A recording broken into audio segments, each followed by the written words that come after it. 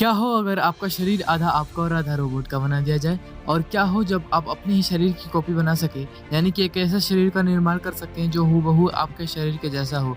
तो वीडियो के अंत तक ज़रूर बने रहें, आखिरी में आप बोलेंगे वाह यार क्या फ्यूचर होगा हम ह्यूमंस का, अमेजिंग। दुनिया तेजी से बदल रही है। इंसान की ज़िंदगी में जितने बदलाव 100 वर्षों में नहीं हुए होंगे, उससे अधिक बदलाव पिछले 20 वर्षों में हो गए हैं। और जितने बदलाव पिछले 20 वर्षों में नहीं हुए, उससे अधिक बदलाव आने वाले 7-8 वर्षों में हो जाएंगे।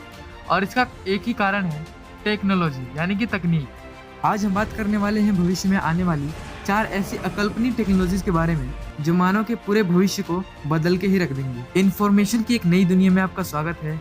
आप देख रहे हैं गुरु एक्सटेड, लेट्स बिगिन। Number 1, cyborg. अगर आप कॉमिक्स वगैरह पढ़ते हैं या सुपर हीरोज की मूवीज देखते हैं तो आपको पता होगा साइबोर्ग क्या होता है। अब आप सोच रहे होंगे कि यार इसका टेक्नोलॉजी से क्या लेना देना है, मगर हाँ, इसका लेना देना है, क्योंकि साइबरनेटिक्स एक ऐसी टर्म है जिसके अंदर आर्टिफिशियल इंटेलिजेंस भी आती है। और जैसा कि हम बात कर रहे हैं साइबोर्ग्स के बारे में, तो मैं आपको बता दूं कि रोबोट प्लस ह्यूमन, यानी कि कोई ऐसी चीज जिसके कुछ हिस्से इंसानों या जानवरों के हों और कुछ हिस्से रोबोट्स के, उसी चीज को साइबोर्ग कहते हैं। कभी ना कभी स्पाइडरमैन 2 मूवी तो आपने देखी ही होगी, जहाँ पे आपने देखा होगा कि एक कैरेक्टर होता है डॉक्टर ऑक्टोपस, जिसने अपने शरीर में एक चिप और कुछ आर्टिफिशियल हाथ लगाए होते हैं। वैसा ही कुछ कंसेप्ट है साइबोर्ग का भी। अब कुछ लोग बोलेंगे कि यार ये तो बकवास है, काल्पनिक है, सिर्फ रियल लाइफ में थोड़ी ना हो सकता है। तो मैं उन सबको बताना चाहूंगा कि जी नहीं, ऐसा हो चुका है। हालांकि यह अभी उतने लेवल तक का नहीं हुआ है जितना कि फिल्मों में दिखाया जाता है, मगर हाँ, वो दिन भी दूर नहीं जब ये सब मुमकिन होगा। अगर वर्तमान की बात करें तो इसका सबसे अच्छा उदाहरण है रोबोरोच। अगर आपको नहीं पता कि रोबोरोच क्या होता है तो मैं आपको बता दूं कि रोबोरोच एक कॉकरोच और मशीन का मिश्रण होता है, जिसमें कि वैज्ञानिक एक कॉकरोच को पकड़कर उसकी सर्जरी करते हैं और उसके ऊपर माइक्रोचिप, एलईडी और सेंसर लगा देते हैं, जिससे वह एक साइबोर्ग बन जाते हैं। और हैरानी की बात तो यह है कि इन्हें रिमोट से भी कंट्रोल किया जा सकता है। हालांकि साइबोर्ग का टॉपिक बहुत बड़ा है, तो अगर आपको इस टॉपिक के बारे में पूरे डिटेल में जानना है तो नीचे कमेंट सेक्शन में कमेंट करके हमें जरूर बताएं। कमेंट की संख्या अगर ज्यादा हुई तो हम इस टॉपिक पे बहुत जल्द ही डिटेल वीडियो पोस्ट करेंगे। Number 2, artificial brain. Artificial brain मानव निर्मित मशीनें होती हैं जो कि हम इंसानों के ही तरह इंटेलिजेंट, क्रिएटिव और सेल्फ अवेयर होती हैं।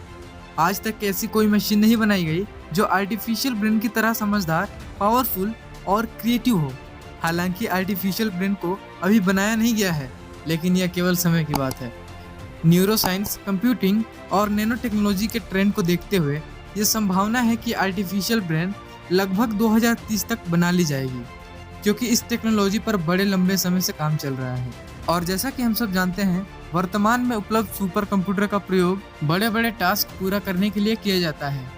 जैसे कि अगर मैं कहूँ कि यह ब्रह्मांड क्यों मौजूद है, हर चीज का अंतिम सिद्धांत क्या है, और हमारे ब्रह्मांड में हमारे पृथ्वी के अलावा कहीं जीवन मौजूद है या नहीं, इत्यादि इसी तरह के सवाल, जो कि मानव सोच से बहुत ही दूर है।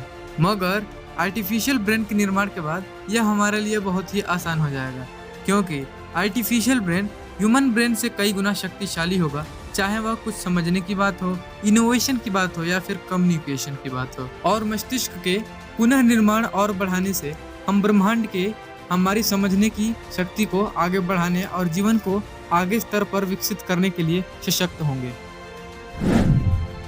Number 3, Mars colonisation. क्या होगा अगर एक दिन आपको पता चले कि मंगल ग्रह पर जीवन है, और मैं कहूं कि इलोन मस्क और उनकी कंपनी, जिसका नाम स्पेस एक्स है, 2017 से ही मंगल पर घर बनाने की तैयारी कर रही है, और अनुमान यह है कि यह 2024 तक मंगल पर इंसानों को उतार देगी।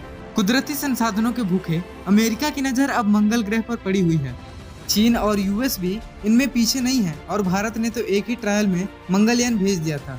कई रिसर्चेज और टेस्ट में यह पाया गया है कि मंगल ग्रह पर लोहा, सिलिकॉन और निकल की कोई कमी नहीं है, और नासा के एक रिपोर्ट के अनुसार वहां पर पानी होने के भी पुख्ता सबूत मिल चुके हैं। माना तो ये भी जाता है कि करोड़ों सालों से वीरान पड़ी मंगल की सतह के भीतर कई सारे तरल और ठोस पदार्थ हैं जो भविष्य में मानव जाति के ऊर्जा स्रोत के रूप में वरदान साबित हो सकते हैं। हमारा भविष्य बहुत ही रोमांचक होने वाला है, और जैसे कि मैंने आप सबको बताया कि भविष्य में मंगल पर जाने के लिए रेस लगने वाली है, अरे लगने क्या वाली है, लग गई है। अब आप सोच रहे होंगे कि बॉस इंसान मंगल पे आखिर जाएगा कैसे, तो मैं आप सबको बता दूं, एलोन मस्क जो कि स्पेसएक्स कंपनी के मालिक हैं, जो आज के समय के दुनिया के सबसे इंटेलेक्चुअल इंसान माने जाते हैं, उनका दावा है कि वो आने वाले कुछ वर्षों में मंगल पे ह्यूमन कोलोनाइजेशन शुरू कर देंगे। और अगर सब कुछ सही चलता रहा तो इस मिशन के चलते अगले 40 वर्षों में मंगल पर 10 लाख लोगों को बसाया जाएगा। अब कुछ लोग बोलेंगे यार ये मंगल के एटमॉस्फेयर में रहना इतना आसान थोड़ा है,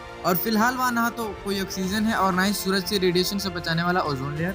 पर हाथ लगी सबूतों से नासा यह दावा करता है कि कुछ मिलियन साल पहले मंगल पर जीवन रहा होगा और वो वातावरण भविष्य में बनाया जा सकता है। इस पर एलोन मस्क का कहना है कि वहाँ पर कृत्रिम एटमॉस्फेयर वाले छोटे कस्बे बनाए जाएंगे। यह थोड़ा अलग जरूर है, मगर इसमें रहने की आदत डाली जा सकती है। उनका कहना यह भी है कि बाद में वहाँ क्लोरोफ्लोरोकार्बन यानी CFC छोड़ा जाएगा। CFC ग्रीन हाउस का सबसे अहम गैस होता है, जो कि गर्मी को CO2 के मुकाबले 17,400 गुना ज्यादा कैद कर सकता है, जिसे मंगल के वातावरण में छोड़ दिया जाएगा। ऐसा करने से रेडियम सब सिस्टम एक दूसरे को शोषित करने लगेगी और मंगल के क्लाइमेट में चेंज करने का आरंभ करने के लिए इतना पर्याप्त है। हालांकि इस टॉपिक के बारे में हमने बहुत ही शॉर्ट में जाना। अगर आप डिटेल में जानना चाहते हैं तो हमें कमेंट करके ज़रूर बताएं।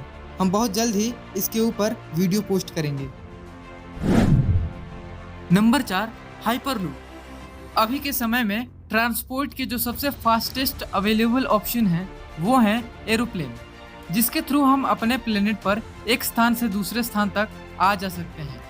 पर इसके कुछ नेगेटिव पॉइंट्स भी हैं, जैसे कि यह हर कोई अफोर्ड नहीं कर सकता, और दूसरा कि यह हवा में चलने के कारण खतरे से भी भरपूर है। इसीलिए काफ़ी लोग ट्रेन को प्रेफर करते हैं, जो कि ज़मीन पर चलती है। लेकिन ट्रेन की सबसे बड़ी समस्या है स्पीड। ट्रेन में अभी तक सबसे ज़्यादा स्पीड अचीव नहीं हुई है, और सबसे तेज चलने वाली ट्रेनों की बात करें तो इनमें मैग्लीव ट्रेन इस श्रेणी में आती है, जिसकी मैक्सिमम स्पीड 603 किलोमीटर प्रति घंटा है। लेकिन यह अब नहीं रहेगी, क्योंकि अब एक ऐसी ट्रेन के बारे में कॉन्सेप्ट आ गया है जो कि वैक्यूम ट्यूब के अंदर चलेगी, और इस ट्रेन की maximum speed 750 miles per hour होगी, यानी कि 1200 किलोमीटर प्रति घंटा, जो कि मैग्लीव ट्रेन की दुगना से भी ज्यादा है और एरोप्लेन से भी ज्यादा तेज चलती है। अब आप सोच रहे होंगे कि यह काम कैसे करती है, तो मैं आपको बता दूं कि यह ट्रेन एक ट्यूब के अंदर ट्रेवल करती है। यानी कि अगर आपको एक सिटी से दूसरे सिटी जाना है तो उस सिटी से दूसरे सिटी तक एक वैक्यूम ट्यूब बिछी होगी, जिसमें यह ट्रेवल करेगी। और अगर आप इसके स्ट्रक्चर को आम ट्रेनों के स्ट्रक्चर जैसा ही समझ रहे हैं तो ऐसा बिल्कुल भी नहीं है। इसमें रेलगाड़ी की तरह बहुत सारे डिब्बे नहीं होंगे, बल्कि छोटे छोटे पोर्ट्स होंगे, जो कि स्टेटर यानी पटरी के ऊपर ट्रेवल करेंगे। आप सबके इन टेक्नोलॉजीज के बारे में क्या विचार हैं? और अगर आप इस वीडियो का सेकंड पार्ट भी देखना चाहते हैं तो हमें कमेंट करके ज़रूर बताएं। आशा करता हूँ आपको ये वीडियो अच्छी लगी होगी।